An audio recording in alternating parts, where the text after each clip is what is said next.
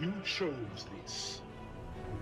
What's going on, Aurora Alliance, and welcome back to a brand new Star Wars Battlefront 2 video. And in today's video we're going to be talking about the possibility of microtransactions in the game. Now I know a lot of people are going to be sitting there freaking out going, oh my god, this is going to be the worst game ever if it has microtransactions, I'm never going to play it, it's so crap, oh my god, it's horrible. But I think that's a really bad response, in my opinion. Because Star Wars Battlefront 2, as we all know by now, will not have a season pass, I do suspect that microtransactions will be in the game in some form.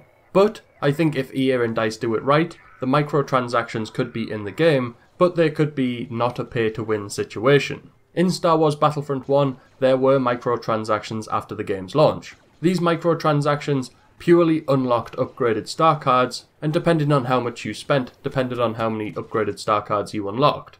Which I think is a perfectly fine thing, because somebody who has come to the game, say 3 months after launch, and has just picked it up, but doesn't have hundreds of hours every week to put into the game, will be allowed to spend, say, $15 and unlock upgraded star cards so that they are on a level playing field with people who do have the time during a week to sit there and put in over 100 hours into the game to unlock the star cards naturally. So if Star Wars Battlefront 2 just had microtransactions like the first game, then I think that would be perfectly fine. Like I said before, if somebody who has over 100 hours during the week to put into a game can unlock them naturally, and somebody comes along a couple of months later and can only put, say, 10 or so hours into the game every week, they will be allowed to spend their own money to have upgraded star cards already, or something like that, whatever's going to be in the microtransactions, and be on a level playing field so that they can just sit back, enjoy playing the game for the short time that they have to put into it. Another good example of microtransactions is in Titanfall 2. Now Titanfall 2 is another EA game that has got it perfectly right with microtransactions. In Titanfall 2, they brought microtransactions into the game to allow players to purchase the microtransactions only for customization items. Now I think that's a great thing.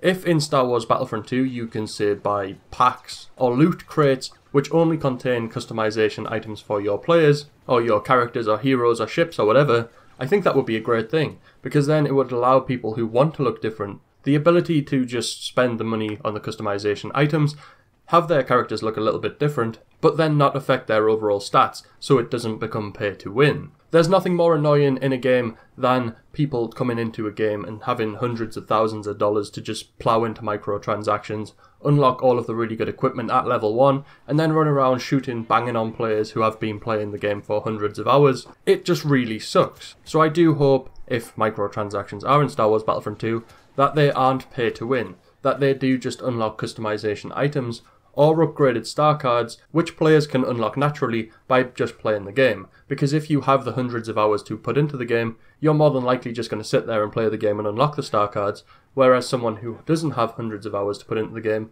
will come along, probably pay the $15 or whatever it's going to cost, unlock the upgraded star cards so that they can just sit back and have fun playing the game for the short time they have. But at the moment there is no confirmation that microtransactions will be in the game, so we can still hope that when the game comes out, microtransactions aren't in it, and then everybody will be happy. We can just sit back, unlock everything naturally in the game by just playing it, rather than spending money to unlock really cool things. I'm not against microtransactions, but at the same time I'm not really for them. It depends on how EA DICE are going to do it. However, if microtransactions are in the game, I do think that whatever you can unlock through microtransactions should be unlockable in the game anyway by just playing it and leveling up and things like that. Let me know down in the comment section below what you think about my theory. Do you think that if microtransactions are in Star Wars Battlefront 2, they should just contain customization items, or star cards which you can unlock naturally in the game, something like that? Or do you have another idea? Make sure to smash a like on this video if you have enjoyed it, and if you're new to the channel, make sure to subscribe to join the Aurora Alliance and be kept up to date with all things Star Wars Battlefront 2.